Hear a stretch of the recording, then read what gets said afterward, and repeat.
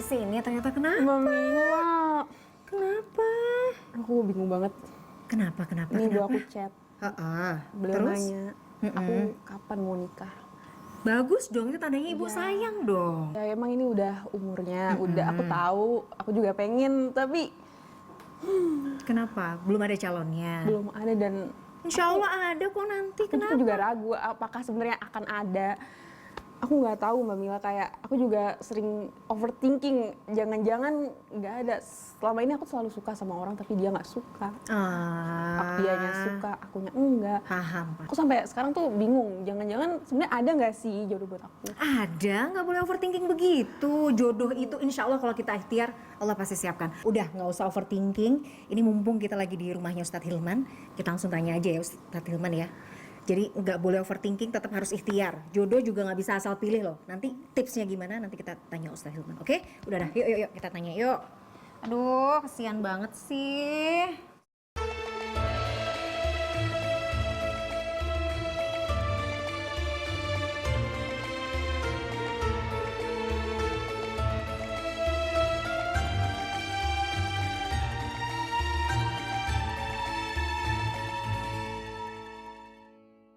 Bismillahirrahmanirrahim. Assalamualaikum warahmatullahi wabarakatuh. Selamat pagi pemirsa CNN Indonesia.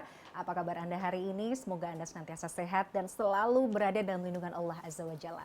Senang sekali hari ini saya Meladia Rahma kembali hadir menjumpai Anda dalam program kesayangan kita Gapai Kemuliaan Ramadan. Masih dalam suasana yang spesial, kami hadir dari kediaman Ustadz Hilman Fauzi di Bogor. Kita sapa dulu Ustadz Hilman. Assalamualaikum Ustadz. Waalaikumsalam warahmatullahi wabarakatuh. Sehat, Alhamdulillah sehat walafiat dan Alhamdulillah. walaupun dalam suasana Ramadan, Ramadan, keadaannya puasa, tetap dong harus semangat dan sehat selalu. Itu dia yang kita harus tularkan semangatnya kepada pemirsa Gapai Kemuliaan juga ya Ustadz ya.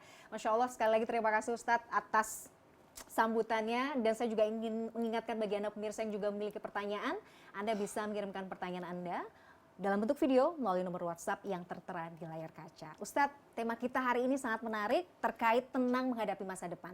Dan kebetulan Ustadz, tadi sebelum Ustadz datang, ada teman kita, Vinda, yang mengeluhkan. Dia kemudian ditanya kapan nikah oleh ibunya. Sementara qadarullahnya jodohnya memang belum ada. Overthinking, apa iya nanti dapat jodoh, apa iya nanti ada yang suka sama saya, apa iya ini, apa iya begitu. Nah, kalau sudah overthinking begini, khawatir dengan masa depan, apa yang sebaiknya kita lakukan? Tafadhol Ustaz.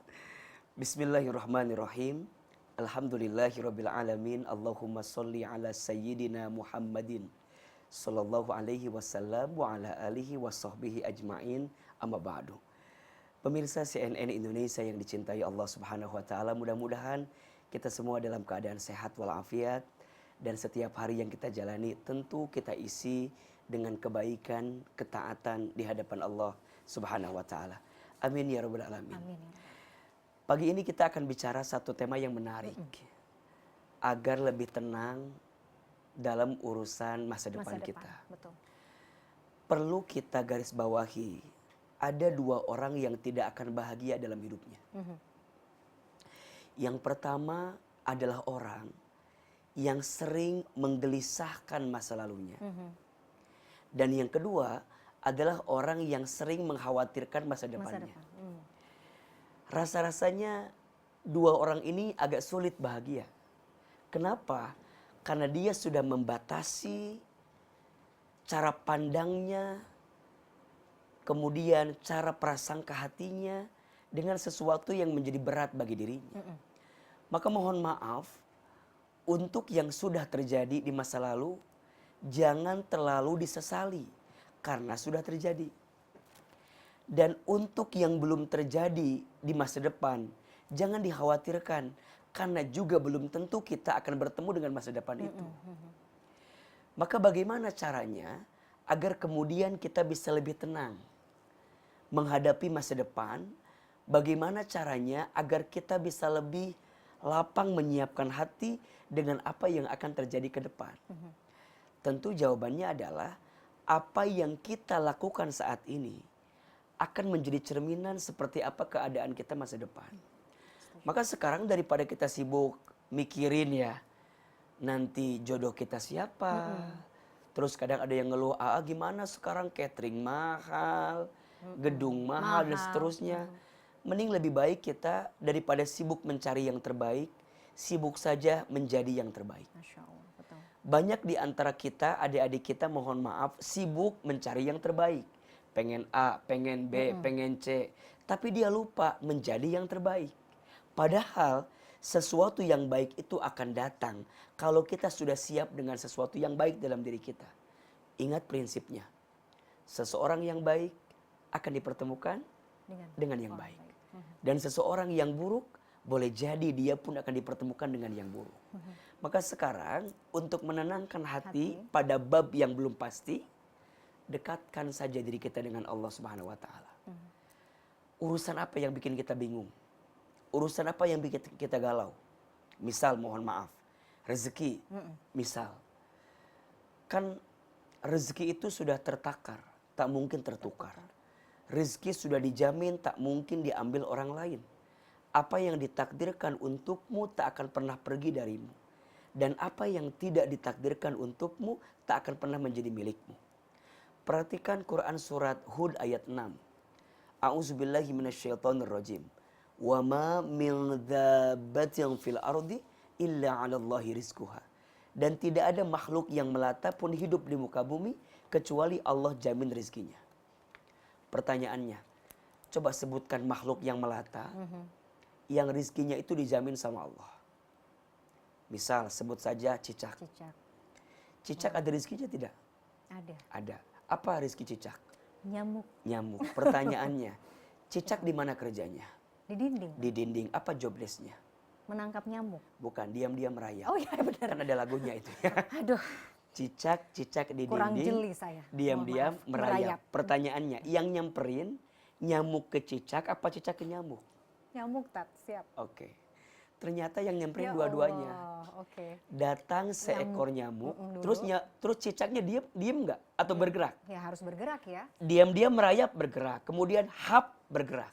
Mbak Mila pernah ngitung nggak? Ini ada penelitian bagus sekali. Pernah ngitung nggak berapa kali hap yang dibutuhkan oleh cicak untuk mendapatkan satu nyamuk? Memang ada penelitiannya, A? Ternyata ada penelitian, cicak itu nggak sekali buat hap biar dapat satu nyamuk. Disebutkan kurang lebih 80 kali hap yang dibutuhkan oleh cicak untuk mendapatkan satu nyamuk. Pertanyaannya, 80 kali apa yang membuat cicak bertahan? Hap berapa kali tadi? 80 kali. Capek banget ya kalau kita kebayang 80 kali hap-hap ya. Hanya untuk mendapatkan satu nyamuk. Allah Rabbi. Ternyata ini yang membuat kaget. Karena cicak yakin rizki dijamin oleh Tuhannya. Cicak aja yakin. Ini kan menariknya, cicak aja yakin. Masa kita nggak yakin? Maka urusan rezeki jangan khawatir. Kata Nabi SAW, Inna ahadakum la yamuta hatta yastakmila rizqahu. Sesungguhnya kamu sekalian tidak akan diwafatkan oleh Allah sebelum habis jatah rezekinya. Jodoh. Nah, Siapa yang menentukan? Allah. Dalam Quran surat Ar-Rum ayat 21, Allah menyampaikan, A'udzubillahi minasyaitonirrajim, wa min ayatihi an khalaqalakum min anfusikum azwajan litaskunu ilaiha wa ja'ala bainakum mawaddatan wa rahmah inna fi dzalika laayatin liqaumin yatafakkarun. Dan di antara tanda-tanda kekuasaan Allah, Allah menciptakan untuk kamu sekalian pasangan, jodoh. Ini kata kunci. Yang menentukan jodoh kita siapa? Allah. Tapi bukan berarti kita diam untuk mendapatkan jodoh. Ada ikhtiarnya. Walaupun hasil akhirnya siapa yang menentukan? Allah. Ini gambaran buat kita. Termasuk buat teman Mbak Mila yang tadi. Siapa namanya? Mbak Vinda. Mbak Vinda. Jodoh itu dicari dan dinanti. Dicari dengan pencarian terbaik, dinanti dengan penantian terbaik. Bukan berarti kita diam gitu. Enggak. Kita tetap mencari, berikhtiar. Hasilnya Allah yang menentukan. Mohon maaf, ada nggak Mbak Mila? Orang yang deketnya lama, tapi nggak jadi jodoh. Iya, jagain jodoh orang ya. Aku banget kan. Hah, iya lagi dulu. Tapi ada nggak orang yang mungkin ketemunya baru sebentar, tapi dia berjodoh? Ada? Banyak. So pada akhirnya, sehebat apapun kita setia, sehebat apapun kita berusaha, kalau Allah tidak menakdirkan dia jadi jodoh kita, tak akan jadi jodoh kita. Maka pertanyaannya adalah, sejauh mana hati punya kelapangan untuk menerima apapun yang Allah berikan. Belajar tenang dengan masa depan. Belajar tenang. Nah, tipsnya untuk bisa tetap tenang di tengah kerumitan pikiran, di tengah ketakutan akan masa depan itu apa yang perlu disiapkan? Oke. Ada satu doa yang boleh jadi doa ini adalah rahasia ketenangan hati. Rahasia. Ini di antara doa yang sering AA amalkan, yang diajarkan dan dianjurkan oleh Nabi agar kita punya ketenangan hati. Boleh kita baca doanya? Boleh, Ya? Ahilman. Ahilman sekali, boleh Bamila Siap. sekali. Bismillahirrahmanirrahim. Bismillahirrahmanirrahim.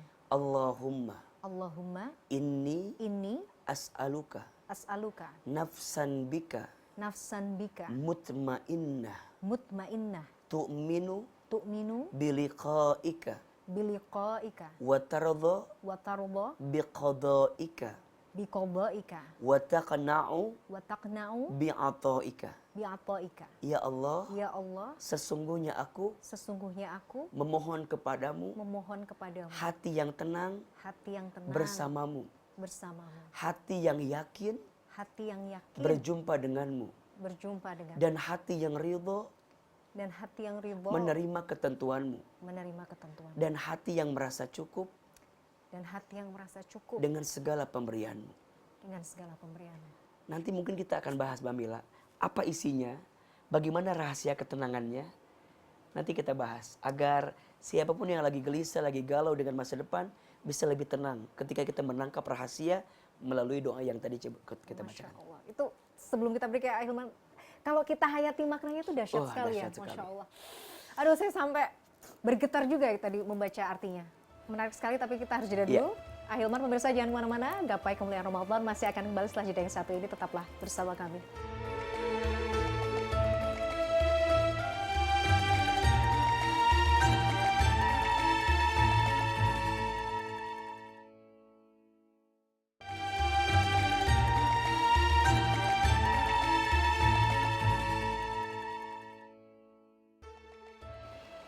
Ya pemirsa, terima kasih Anda masih menyaksikan Gapai Kemuliaan Ramadan. Ahilman, kita lanjutkan pembahasan kita supaya kita tetap tenang menghadapi masa depan. Tapi tadi itu Masya Allah doanya luar biasa. Begitu kita baca, kita resapi maknanya, artinya betul-betul saya merasakan ada getaran di hati. Jadi sebenarnya kita itu yang mengharap ridho Allah. Ya. Kita percaya dengan takdir Allah. Ya. Itu yang harus senantiasa kita lakukan setiap saat ya. Iya, ya? betul. Iya, dalam doa yang tadi kita baca, Bamila, ada satu prinsip tentang ketenangan dan ada 3 rahasia ketenangan. Oke. Dalam doa yang tadi kita bisa menemukan satu prinsip utama ketenangan dan ada 3 rahasia ketenangan. Yang pertama, satu prinsip utama ketenangan. Allahumma inni as'aluka nafsan bika mutmainnah. Ya Allah, sesungguhnya aku memohon kepadamu hati yang tenang bersamamu. Ini prinsipnya. Yang bisa membuat hati kita tenang, Hanya Allah. just Allah. Hanya Allah. Enggak ada yang lain. Jadi kalau ada di antara pemirsa yang mengatakan, "AA, saya bisa tenang dengan harta yang banyak." Tidak. "AA, saya bisa tenang dengan punya jabatan kedudukan." Tidak. "AA, saya bisa tenang dengan semua dunia yang kita inginkan." Tidak. Mohon maaf. Biasanya justru dunia yang selama ini kita gelisahkan itu, yang kita akan anggap akan menjadi tenang buat kita, justru itu biang dari semua kegelisahan. Betul. Sumber kegelisahan itu dunia. Terbesar, iya. Bisa jadi apa yang paling kita cintai. Iya. Maka ini prinsip. Untuk siapapun yang hari ini lagi ngerasa gak tenang, lagi ngerasa gelisah, back to Allah. Kembali ke Allah. Prinsip. Apalagi ini bulan Ramadan. Harus jadi momentum untuk kita benar-benar mendekat ke Allah. Setuju. Nah, kalau sudah mendekat ke Allah, nanti pelan-pelan Allah berikan sumber ketenangan itu. Mulai itu, sholatnya perbaiki, baca Qur'annya perbaiki, puasa Ramadannya disempurnakan, infak sodakohnya dihadirkan. Kalau sudah menjelang akhir Ramadan, iktikafnya dia kerjakan. Jadi semua amalan-amalan yang mengundang kebaikan Allah bagi dirinya, dia akan lakukan. Nanti kalau sudah mendekat ke Allah, Allah kasih 3 rahasia yang bikin kita tenang. 1, tu'minu biliqa'ika. Orang yang tenang itu orang yang yakin akan berjumpa dengan Allah. Dunia bukan tujuannya. Kalaupun kemudian tadi dia galau urusan jodoh, dia bertemu dengan jodoh, kemudian menikah, itu bukan tujuannya. Iya, sebenarnya iya ya. Itu hanya jalannya. Tujuannya adalah surganya Allah. Ya. Mbak Mila, Ahilman, pemirsa, kita berumah tangga. Apa tujuannya? Bukan bersama dengan pasangan kita di dunia, tapi bagaimana ini keluarga kita bawa sampai ke surga. Maka lika-liku dunia yang nanti dia dapatkan akan terasa ringan. Karena dia tahu tujuannya adalah surga. Bukan dunia. Dunia kan mohon maaf ya. Ada yang datang, ada yang pergi, ada yang bikin senang, ada yang bikin sedih. Itu dunia. Maka mohon maaf. Bahagia tak terletak pada apa yang datang dan pergi. Karena sampai kapanpun pasti akan ada. Ya. Kita punya pasangan, misal mohon maaf. Berharap pasangan kita sempurna. Mohon maaf. Ada sesuatu yang tidak mungkin kita dapatkan. Apa? Sempurna. Jadi kalau kita mau ngejar sempurna, sampai kapanpun, nggak akan bisa. Karena selalu di atas langit masih ada langit ya. Betul. Tidak akan pernah puas. Apalagi kalau indikator sempurnanya dunia. Nggak bisa. Maka apa yang bikin sempurna Ahilman? Yang bikin sempurna jalannya, tujuannya adalah Allah. Itu. Nah, kalau udah yakin bahwa tujuan kita adalah Allah, tujuan kita berjumpa dengan Allah, ridhonya Allah, surganya Allah, maka apa yang bikin gelisah di dunia pelan-pelan kita akan hilangkan, karena bukan ini tujuannya. Dikasih pasangan yang baik, syukur. Dikasih pasangan yang kurang baik, sabar. Dikasih rezeki yang sesuai maunya kita, syukur. Dikasih rezeki yang barangkali tak sesuai dengan maunya kita, sabar. Hanya itu dibolak-balik. Dan gak jadi masalah bagi Allah. Allah tuh hanya melihat, bukan ujiannya. Ayyukum ahsanu amala. Siapa sih di antara hambaku yang paling baik amalnya? Nah, kalau udah begitu, nanti masuk rahasia kedua. Orang yang akan tenang, wa tardha biqadhaika. Orang yang ridho, yang menerima segala takdir Allah, segala ketentuan Allah. Mohon maaf ya. Boleh jadi bukan jodoh kita yang tidak datang, tapi mungkin ada luka hati yang masih kita pendam atas orang yang pernah ada di hati kita, sehingga kita masih belum membuka hati bagi orang lain yang datang dalam diri kita. Kan gak sedikit ya orang yang bilang begini, buat saya mah laki-laki semua sama. Dia disakiti sama satu orang, tapi dia menyimpulkan bahwa semua orang itu menyakiti dia. Padahal mohon maaf, boleh jadi ruang di hatinya bukan tidak ada orang yang mau menempatinya, tapi kita masih tutup dengan kebencian kepada orang yang menyakiti kita, sehingga ruang hati yang tadinya bisa diisi nggak bisa diisi. Karena kitanya ngunci. Karena kitanya nggak ridho, kita masih marah.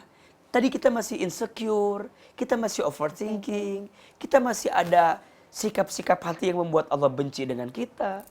Kita masih membandingkan hidup dengan orang lain. Kita masih ngerasa bahwa semua ini nggak adil gitu loh. Jadi sikap-sikap hati yang menanam benci itu yang menghambat hati ini mendapatkan kebaikan dari Allah. Udah susah, dikunci terus sama kita. Makanya punya sifat ridho itu kan penting sekali. Ada satu doa yang pemirsa bisa amalkan agar kita mendapat ridhonya Allah. Allahumma inni as'aluka ridhoka wal jannah wa a'udzubika min sakhatika wan nar. Kan gitu. Ya Allah, aku tuh berharap ridhomu ya Allah. Nah, pernah bahas dalam pembahasan sebelumnya, gimana caranya biar kita dapat ridho Allah? Mulailah dengan ridho terhadap Allah. Betul. Jadi gimana Allah bisa datangkan kita jodoh yang baik, sedangkan kita belum ridho dengan keadaan kita, masih insecure. Tuh saya mah gimana? Penampilan juga begini, mulai insecure. Bagaimana kita dapat rezeki yang baik, sedangkan kita belum ridho dengan apa yang Allah berikan terhadap kita selama ini? Mungkin di situ masalahnya. akar masalahnya justru Akar masalahnya. dalam diri kita sendiri Iya. ya. Makanya Bukan hati orang nggak lain. tenang. Iya. Satu, kurang yakin ke Ke Allah. Allah. Padahal jodoh yang ngatur adalah Allah. Rizki yang genggam adalah Allah. Tapi kita kadang kurang yakin ke Allah. Nah yang kedua, kita kurang ridho dengan ketentuan Allah. Sampai yang ketiga, ini yang paling parah. Kita tidak merasa cukup dengan pemberian Allah. Padahal orang yang tenang hatinya adalah orang yang merasa cukup. Yang Allah kasih cukup. Yang Allah beri itu yang kita butuhkan. Makanya mohon maaf. Jangan pernah mencari yang banyak. Tapi mencari yang cukup. Cukup buat beli rumah, Cukup beli rumah, cukup buat beli mobil baru. beli kendaraan gitu. Kan gitu pengennya, Cukup dengan pasangan yang Allah takdirkan untuk kita. Nah, titik masalahnya kenapa kita nggak tenang? Satu, karena kita nggak yakin ke Allah. Nggak yakin ke Allah. Dua, karena kita nggak ridho dengan ketentuan Allah. Dan yang ketiga, karena kita tidak pernah merasa cukup dengan pemberian Allah. Itu penyakit sih ya. Memang Penyakit. harus diurai satu persatu ya. Betul. Tapi kalau kemudian bisa saya simpulkan bahwa sebenarnya esensi kebahagiaan di dunia itu adalah rasa tenang yang Allah berikan, itu betul nggak? Setuju. Setuju. Bahagia itu tidak diukur dengan harta yang banyak. Coba, Mbak Mila saya tanya, ada nggak orang kaya gelisah? Banyak saya rasa. Orang kaya stres? Banyak? Orang kaya frustasi? Banyak banget. Orang kaya korupsi? Bukan main. Sudah kaya tapi kadang-kadang mikir, udah kaya masih korupsi, bingung. Mohon maaf, orang kaya bunuh diri? Ada. Kita pernah mendengar berita itu. Sebaliknya, ada nggak orang miskin gelisah? Banyak. Banyak. Orang miskin stres? Oke. Banyak. Yang paling banyak stres biasanya orang kaya apa orang miskin? Orang miskin? Nggak tahu sih, tergantung hati nggak sih? Jawabannya, orang yang stres frustasi, orang yang nggak tenang. Iya, betul. Orang yang nggak dekat sama Allah. Itu. Makanya begini, saya bakal tenang kalau punya uang banyak. Tadi kita bahas, orang kaya banyak gelisah. Berarti mending kita nggak usah punya uang kalau gitu. Ya enggak juga. Semua keadaannya akan jadi tenang kalau sumber yang membuat kita tenang ada di hati Ada kita. di hati. Oke. Yaitu Allah. Maka laisal ghina, bukanlah orang yang kaya itu dengan rumah yang baru, dengan harta yang banyak. Bukan. Laisal ghina min kasril mal. Min kasrotil mal. Orang kaya itu bukan karena orang yang banyaknya harta. Akan tetapi orang yang kaya itu adalah orang yang punya hati yang tenang. Masya Allah. Itulah yang kita inginkan. Minta sama Allah agar kita dikasih hati yang tenang. Sumber ketenangan itu adalah Allah. Dan ingat, orang beriman itu tenang. Jadi kalau kita bertanya, kenapa saya kurang tenang? Berarti kurang apa? Kurang iman. Kurang iman. Oke. Jadi kadang-kadang tuh kita berpikir, misalnya kita lagi ada masalah tuh ya, kalau kita menghadapinya dengan tenang, walaupun sebenarnya masalahnya belum selesai, itu sebenarnya bagian dari tanda Allah sudah memberikan Betul. solusi nggak sih? Makanya nanti ciri orang beriman itu dia tenang. Nah, gimana caranya agar kita bisa mendapatkan ketenangan di balik iman yang kita hadirkan? Mungkin nanti kita bisa bahas. Kita jeda dulu ya. Pemirsa jangan kemana-mana, pembahasan kami masih akan dilanjutkan tentunya setelah jeda yang satu ini. Tetaplah bersama kami.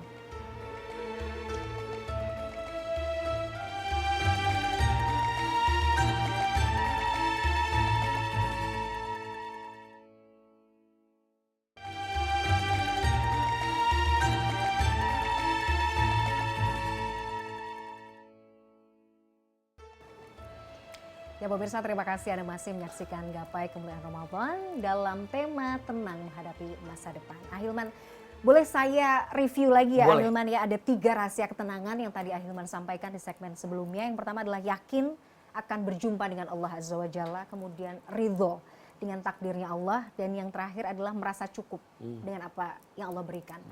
Jadi sebenarnya kalau 3 poin ini kita lakukan dalam kehidupan sehari-hari, kita mendidik diri untuk senantiasa melakukan ini, insya Allah sih sebenarnya tenang itu sudah dalam jangkauan ya. Iya, dan itulah yang menjadi ciri orang beriman. Orang beriman itu tenang. Berarti kalau kita kurang tenang, berarti kurang apa? Kurang iman Kurang tadi. iman. Jadi kalau misalnya ada yang kita rungsing apa, kurang iman sih. Kurang iman. Bisa jadi Kurang, betul sih kurang ya. yakin ke Allah, Iya. kurang ridho dengan ketentuan Allah, kurang merasa cukup dengan pemberian Allah. Kan itu persoalannya. Iya sih. Nah sekarang Sebenarnya. bagaimana agar iman itu bisa bertambah? Kan iman tuh sifatnya naik turun. Naik turun. Al imanu yazidu wa yanqusu. Iman itu naik dan turun. Al imanu yazidu bit ta'ah wal imanu yanqusu bil ma'siyat. Iman tuh naik nih dengan ketaatan. Iman tuh berkurang turun dengan kemaksiatan. So poinnya kalau Mbak Mila tanya, pemirsa tanya, gimana caranya biar kita bisa naikin iman? Berarti naikin ketaatan kita sama Allah. Udah jalan satu-satunya itu ya. Dengan cara apa? Perbanyak amal soleh. soleh. Karena manusia itu dikasih 2 diagram gitu. Fa'alhamaha fujuraha wa taqwaha. Qad aflaha man zakkaha wa qad khaba man dassaha. Jadi gini. Jadi kalau kita bikin diagram atau kita bikin kayak tabel gitu. Jadi gini, kalau kita mau ngurangin maksiat kita atau maksiat kiri kali ya. Ngurangin maksiat kita, tingkatin kebaikan kita. Itu sudah otomatis seperti Otomatis. itu ya. Jadi kalau kita mau ngurangin keburukan kita, banyakin kebaikan kita. Nah, kalau kita, mohon maaf, dominan berbuat buruk, Sudah pasti yang namanya kebaikan akan turun. Jadi bisa jadi benar. Misalnya kadang-kadang mungkin kita bangun paginya telat, akhirnya nggak sholat subuh, atau kita jadi malas baca Quran. Bisa jadi mungkin ada hal atau kemaksiatan yang kita lakukan nggak sih? Bisa. Jadi mohon maaf, kalau ada di antara pemirsa, misal punya kesempatan baca Quran, ada waktunya, bisa mengusahakan, tapi kok kayaknya keras banget hati nggak mau baca Quran. Mohon maaf, coba dicek. Barangkali ada dosa dan maksiat yang pernah kita lakukan sehingga menghambat hati kita untuk mau baca Quran. Di sepertiga malam kita bangun loh Mbak Mila, bangun. Bisa ambil wudhu, bisa tahajud, tapi kok kayaknya berat buat tahajud. Padahal ada kesempatan. Iya. Mohon maaf, jawabannya bukan semata-mata karena kita malas, tapi coba dicek di siang hari. Ada dosa maksiat apa yang kamu lakukan sehingga menghambat dirimu untuk mendirikan sholat tahajud, padahal kamu punya kesempatan untuk sholat tahajud. Itulah rumus bahwa kebaikan, keburukan akan terus beriringan. Kalau kita mau meninggalkan keburukan, tingkatkan kebaikan. So kalau sekarang kita malas banget ya berbuat baik, mungkin keburukannya lagi dominan dalam diri kita. Oke.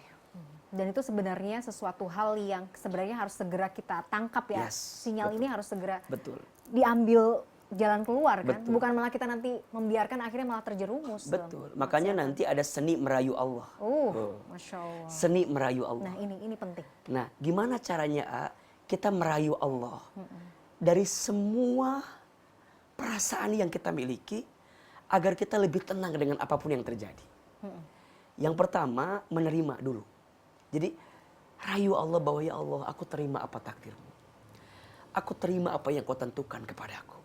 Aku terima semua yang engkau hadirkan untukku. Karena aku tahu ya Allah, itu yang terbaik untukku. Nah, tapi gak cukup sampai nerima aja. Baru M yang kedua, mendekat kepada Allah. Jadi merayu Allah dengan cara mendekat. Wa idza sa'alaka ibadi anni fa inni qarib. Ujibu da'watad da'i idza da'an. Kata Allah, apabila mereka bertanya tentangku, katakan aku ini dekat. Dan aku akan menjawab setiap permintaan hambaku. Apa syaratnya? Falyastajibu li wal yu'minu bi la'allahum yarshudun. Ikutilah apa yang aku inginkan gitu. Dan yakinlah kepadaku, niscaya engkau mendapatkan petunjuk. Jadi ikutin maunya Allah. Pertanyaannya, kita selama ini lebih mengedepankan maunya kita apa maunya Allah? Rata-rata kita lebih sering ngikutin maunya kita, tapi lupa ngikutin maunya Allah. Sibuk bertanya, ya Allah, apa yang kau berikan untukku? Tapi lupa bertanya apa yang sudah kita berikan untuk Allah. Cek sholat kita, cek puasa kita, cek zakat infak sedekah kita, cek baca Quran kita, cek kebaikan kita, semua dilihat. Kita minta takdir yang sempurna, tapi kita lupa menerima takdir yang sudah sempurna dari Allah Subhanahu wa taala. Jadi kalau Ahilman selalu bilang begini, bahwa yang perlu kita rayu tuh Allah dengan cara kita mendekat ke Allah. Ya. Deketin Allah. Karena yang bisa mengubah segalanya itu Allah. Ahilman, kadang tuh kita merasa itu tadi ya, ketika kita sedang futur dalam kondisi iman kita sedang turun atau Iya, lemah. iya. Tapi kita tetap, ya kita tahu, aduh Iya. ini kualitas sholat mungkin baca Qurannya tidak seperti biasanya. Tapi kita tetap memaksa diri untuk nggak mau. Pokoknya mau lagi malas harus tetap baca Quran. Mau malas harus tetap sholat gitu. Kira-kira Allah melihat itu sebagai sebuah apa ya? Sebuah ketekatan nggak dari seorang hamba? Allah melihat itu menjadi poin plus nggak? Walaupun kita sebenarnya dalam kondisi malas, tapi kita memaksa diri kita untuk berjuang dalam ketaatan. Justru itu yang Allah inginkan. Bahkan mohon maaf ya, sedang dalam keadaan tidak futur pun kita harus memaksakan diri untuk tetap taat. Kan kalau lagi futur mah udah pasti ya, kudu maksain diri gitu. Kita lagi ada di atas aja, lagi ngerasa baik-baik aja, kudu dipaksakan. Kenapa? Karena setan menggodanya luar biasa. Mohon maaf, godaan orang beriman dengan orang yang kurang beriman sama atau beda? Beda. Beda. Jangan mengatakan orang beriman gak diuji loh. Justru ujian yang paling berat itu ya orang beriman, orang soleh.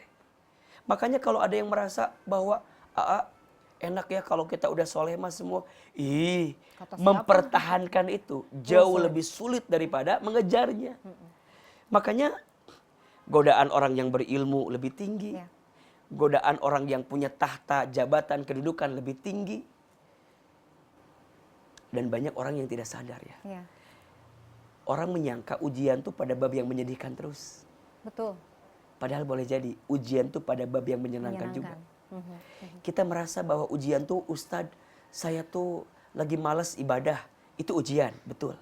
Tapi kita lupa, saat kita sudah semangat ibadah pun, boleh jadi ujian.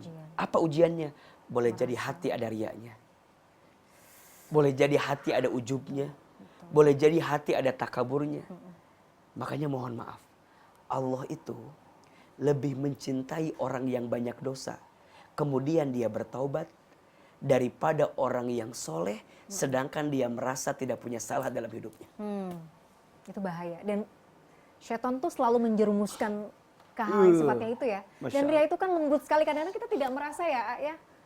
Makanya Sulit. itulah sesuatu yang jauh lebih parah kita dapatkan. Itulah sesuatu yang lebih menyakitkan kita hadirkan. Ketika kapan? Kita merasa baik-baik saja. Padahal tidak baik-baik saja. Nah berarti kita perlu waspada sebenarnya. Kalau kita merasa baik-baik saja tuh sebenarnya kita perlu waspada. Perlu waspada. Okay. Jadi kalau kita ngerasa bahwa, kok fine-fine aja ya. Kok kayaknya semua serba mudah. Hati-hati. Jangan-jangan di balik kemudahan itu yang membuat kita lalai kepada Allah.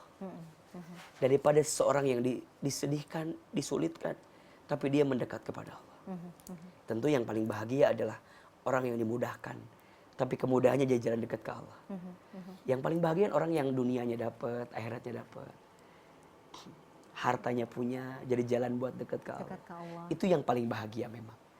Tapi biasanya air mata itu lebih mendekatkan kita dengan Allah. Daripada senyum tawa yang menjauhkan kita dari Allah Subhanahu wa taala. Betul. Makanya ujian para nabi itu, mohon maaf, disulitkan, ada yang dipenjara, ya kan? Ada yang dihilangkan orang yang dicintai.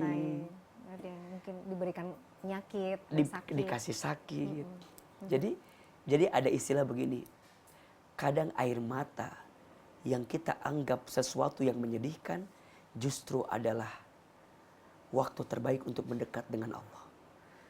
Daripada senyum tawa terbahak-bahak yang kita anggap itu adalah kebahagiaan, tapi ternyata menjauhkan kita dari Allah Subhanahu wa taala.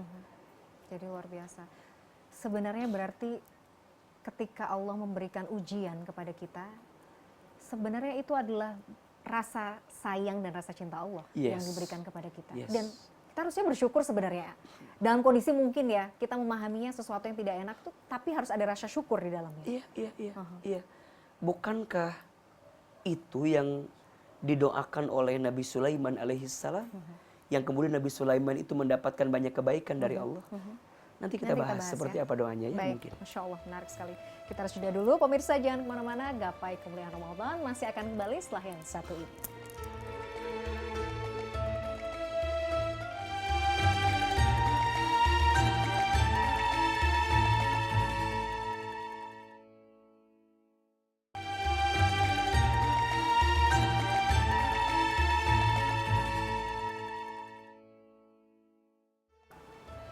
Ya pemirsa, terima kasih Anda masih menyaksikan Gapai Kemuliaan Ramadan. Seperti biasa di segmen terakhir ini, Ustadz Hilman Fauzi akan menjawab pertanyaan Anda pemirsa yang sudah masuk melalui WhatsApp dalam segmen Ustadz Menjawab. Dan pertanyaan yang sudah masuk, Ustadz, ini dari Mbak Windy ya. Kita akan simak bersama pertanyaannya. Mari. Assalamualaikum warahmatullahi wabarakatuh. Izin bertanya Pak Ustadz, saya pernah mendengar salah satu hadis yang menjelaskan bahwa selama bulan Ramadan setan-setan itu dibelenggu. Apa maksud dari setan itu dibelenggu? Apa benar selama bulan Ramadan setan itu tidak bisa menggoda manusia? Atau bagaimana cara kita memahaminya? Terima kasih. Ya Mbak Windy, terima kasih atas pertanyaannya. Jadi Ustadz, kalau kemudian ada hadis yang mengatakan bahwa selama bulan Ramadan ini setan-setan ini dibelenggu, sebenarnya arti atau definisi dari syaitan yang dibelenggu itu seperti apa? Tafadhol Ustaz. Iya. Rasulullah Shallallahu Alaihi Wasallam bersabda, "Idza jaa Ramadan, futihat abwabul jannah, wa ghuliqat abwabun nar, wa sufidatis syayatin." Apabila datang bulan suci Ramadan, dibuka pintu-pintu surga dan ditutup pintu-pintu neraka dan dibelenggu syaitan. Yang dimaksud dibelenggu setan itu bukan berarti setannya nggak ada. Setannya ada. Tapi setan merasa terbelenggu. Kenapa? Karena keimanan seseorang di bulan Ramadan sedang pada puncak terbaiknya. Ibadah puasanya jadi tameng buat dia. Jadi benteng buat dia agar tidak melakukan sesuatu yang tidak baik. Sholatnya, baca Qur'annya. Jadi semua aspek-aspek spiritualnya itu sedang meningkat. Jadi orang kalau sedang Ramadan itu kan lagi dalam istilahnya peak performance gitu. Secara spiritual, secara keimanan, secara ketakwaan itu lagi peak performance. Sehingga syaitan itu agak sulit gitu menggoda kita sebagai manusia ketika Ramadan. Nah, tapi pertanyaannya, tapi ada kok orang yang Ramadan juga masih aja maksiat, masih aja dosa.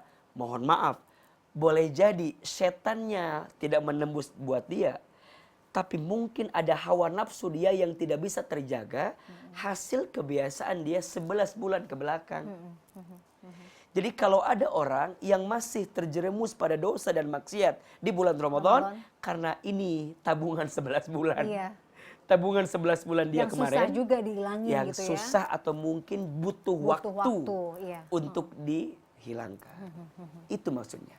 Jadi setan dibelenggu karena dia merasa terbelenggu.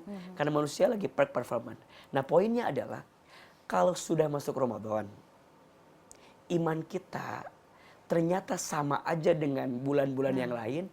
Terus harus gimana? Butuh kapan lagi? Butuh diingetin dengan apa lagi? Cara apa lagi gitu ya. Jadi kalau dengan Ramadan aja yang Allah siapkan banyak kebaikan, kita nggak mau gadget kebaikan itu, ya harus kapan? Makanya izin Mbak Mila, bedanya antara orang yang diizinkan oleh Allah bertemu Ramadan dengan orang yang tidak diizinkan oleh Allah bertemu Ramadan, sama atau beda? Beda. Satu kali ada kisah yang menarik, ini dalam satu hadis diceritakan. Ada dua orang. Dua orang ini masuk Islamnya bareng-bareng, sama. Orang yang pertama, dia luar biasa. Taatnya sama Allah luar biasa. Luar biasa. Sholatnya, ngajinya tuh luar biasa. Orang yang kedua, biasa aja. Jadi dia sholat, ya dia sedekah, dia ngaji, biasa aja. Orang pertama, dia meninggal lebih duluan. Oke. Oke. Orang kedua yang biasa-biasa ini meninggalnya 1 tahun lebih lama daripada orang yang pertama. Oke. Orang yang pertama tidak sempat bertemu dengan bulan Ramadan. Orang yang kedua sempat diizinkan bertemu Ramadan dan wafat setelah Ramadan. Pertanyaannya, siapa menurut Mbak Mila dari 2 orang ini yang akan pertama masuk surga?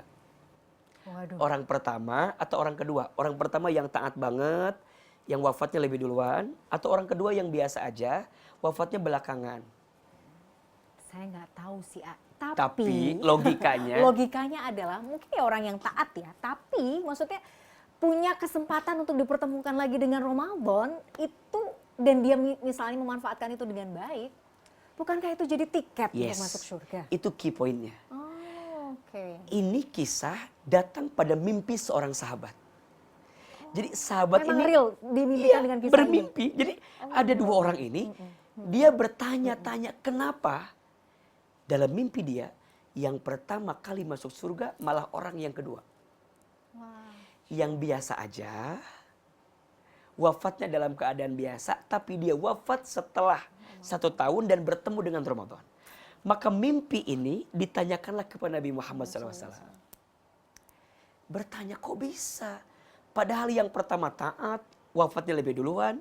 Yang kedua biasa aja, wafatnya belakangan. Tapi dalam mimpiku ya Rasul, kenapa orang yang kedua yang masuk surga duluan? Apa jawaban baginda Nabi? Bukankah orang yang kedua itu sempat diizinkan bertemu Ramadan? Iya. Bukankah saat Ramadan dia puasa? Bukankah saat Ramadan dia taraweh? Bukankah saat Ramadan dia infak sedekah? Bukankah saat Ramadan dia baca Quran? Bukankah saat Ramadan dia zakat? Bukankah saat Ramadan dia mendekat kepada Allah? Ketahuilah, kesempatan dia bertemu Ramadan mengalahkan amalan orang yang tidak sempat bertemu dengan bulan Ramadan. Setan udah dibelenggu nih. Gimana cara setan dibelenggu? Tingkatkan iman kita, dia nggak akan masuk ke kita. Nah, pesan saya, udah masuk Ramadan, kita nggak berubah, iman kita makin baik, terus mau kapan lagi kita mendapatkan kebaikan itu? Kalau kita masih Allah beri kesempatan untuk ketemu Ramadan, itu artinya Allah tuh sayang loh sama kita. Yes. Berarti Allah sayang loh sama kita. Betul. Maka di antara anugerah, di antara nikmat yang Allah berikan kepada kita yang hari ini bertemu Ramadan, apa? Allah izinkan kita bertemu Ramadan. Dan pernah kita bahas, kenapa kita dikasih kesempatan bertemu Ramadan? Boleh jadi 2 alasannya. 1, karena Allah tahu dosa kita masih sangat banyak. Sehingga Allah ingin kita bertemu Ramadan, kita bertobat, minta ampun kepada Allah Subhanahu wa taala. Atau yang kedua, karena Allah tahu amal kita masih sangat sedikit. Jadi Allah izinkan kita bertemu Ramadan. Sedih. Maaf ya, jadi sedih. Maksudnya kadang-kadang tuh kita merasa ya udah Ramadan, oh datang saja, udah pergi begitu saja. Tapi kita hebohnya malah karena menyambut, sebenarnya ya nggak apa-apa, tapi kadang-kadang kita justru lebih bersemangat menyambut Lebarannya. Kok rasanya Ramadannya jadi nggak berkesan ya? Iya. Maka itulah yang kadang kita lupa ya. Lupa dalam doa. Kita lupa doa sama Allah bahwa ya Allah makasih ya, Engkau izinkan saya bertemu Ramadan. Padahal kayaknya kita tuh udah masuk beberapa hari Ramadan ya, kayaknya masih gini-gini aja gitu. Iya. Kayaknya sibuk dengan dunianya masih gitu. Terus ngejar dunianya masih gitu, kayaknya capek banget kejar dunia. Padahal Allah tuh udah ngasih kita Ramadan gitu. Bahkan sampai akhir-akhir Ramadan ini bukannya malah makin dekat, tapi malah makin jauh gitu. Masjid mulai makin renggang. Terus kita juga udah mulai menghitung lebaran kapan. Iya. Padahal sedih. kalau para sahabat itu menjelang akhir Ramadan tuh nangis terus. Saking gak mau pisah sama Ramadan. Kita malah ketawa. Udah gak sabar gitu. Udah gak sabar. Mau lebaran gitu ya. Makanya tadi saya menyambung apa yang Nabi Sulaiman berdoa gitu ya, Mbak Mila. Ini kan doanya tuh bagus ya, doa minta syukur ke Allah. Rabbi auzi'ni an ashkura ni'mataka allati an'amta alayya wa ala walidayya wa an a'mala sholihan tardahu wa adkhilni bi rahmatika fi ibadikas sholihin. Jadi ya Allah, berikan aku kesempatan jadi orang yang bersyukur terhadap nikmat-Mu, terhadap orang tuaku. Makanya kalau pas Ramadan kita masih punya orang tua tuh beruntung banget loh. Kalau pas Ramadan kita masih bersama orang tua itu anugerah banget itu. Tidak semua orang mendapatkan itu. Termasuk Ahilman, mungkin Mbak Mila sudah tidak lagi bisa merasakan Ramadan dengan orang tua karena Allah telah memanggil usia orang tua kami. Maka bersyukurlah dengan semua nikmat yang Allah berikan. Fokus dengan kebaikan. Ya. Jangan sampai kita dilalaikan. Setelah Ramadan pergi pasti kita akan ada penyesalan. Karena kita lupa bersyukur kepada Allah dengan Ramadan yang Allah hadirkan ini. Saya tuh jadi ingat di awal pembahasan kita soal Ramadan ya dengan Ya. Ahilman. Kalau seorang hamba, seorang manusia ini tahu kemuliaan di dalam bulan suci Ramadan, Mereka akan minta mereka akan minta terus. setiap bulan adalah Setiap bulan tuh Ramadan. Ramadan. Karena mungkin kita tuh sadar bahwa secinta itu loh Allah tuh sama hambanya. Iya, iya. Sehingga mau kita tuh terus mendekat dengan semangat ketakwaan yang luar biasa gitu Betul. ya. Saya tuh jadi mikir kadang-kadang ya Allah ya, mungkin saya ini muhasabah buat saya sendiri ya. Betul. Aduh betapa ruginya saya, betapa tidak tahu dirinya saya ini gitu ya. Karena mungkin seringkali menganggap remeh begitu. Betul. Ramadan datang. Makanya kalau sudah masuk Ramadan ini kan Masya Allah ya, rahmat kasih sayangnya Allah tuh Masya Allah besar sekali. Jadi kalau ada bahasa di toko tuh diskon gitu ya, habis-habisan, Habis-habisan. besar-besaran. Iya. Ya pahala yang wajib dilipat gandakan, pahala yang sunnah diberikan pahala seperti wajib. Coba Waduh. baca Quran kalau di bulan biasa kan 1 huruf 10 pahala kebaikan. Tapi kalau di Ramadan Ramadan? 1 hurufnya tidak terhitung berapa besar pahala kebaikannya. Bukan lagi 10, boleh jadi dikali 10 kali lipat lagi. Makanya ayo jangan sampai kita terlalaikan dengan Ramadan. Jangan sampai kita merasa ya setan dibelenggu tapi kitanya tidak memperbaiki diri ya. Kayaknya agak sulit dan sayang dengan Ramadan yang kita hadirkan. Oke, Masya Allah. Ustadz, terima kasih ilmunya. Segmen terakhir nih jadi sangat menyentuh ya buat saya pribadi ya. Tapi buat saya ini jadi bahan muhasabah. Iya. Kita nggak boleh lengah lah. Ini bentuk cinta Allah kepada kita ya sebagai hambanya. Kita nggak boleh melewatkan momentum Ramadan ini berlalu begitu saja, Masya Allah. Ustadz, terima kasih atas waktunya, ilmunya, jazakallahu khair. Mudah-mudahan selalu sehat dan Amin. nggak bosen-bosen ya menerima kita main di rumahnya Ustadz Hilman. Amin ya Allah. Pemirsa, demikian gapai kemuliaan Ramadan hari ini. Semoga kajian hari ini membawa manfaat, membawa kebaikan, dan Allah Azza wa Jalla senantiasa mudahkan kita semua dalam menjalankan ibadah puasa di bulan yang istimewa ini. Dan Allah senantiasa mudahkan kita semua dalam menuntut ilmu agama. Amin ya rabbal alamin. Saya Mladia Rahma dan juga Ustadz Hilman Fauzi undur diri. Insya Allah kita akan jumpa lagi pada episode yang akan datang. Subhanakallahumma wa bihamdika asyhadu an la ilaha illa anta astaghfiruka wa atubu ilaik. Wassalamualaikum warahmatullahi wabarakatuh. Waalaikumsalam Terima kasih, warahmatullahi wabarakatuh. Ustadz.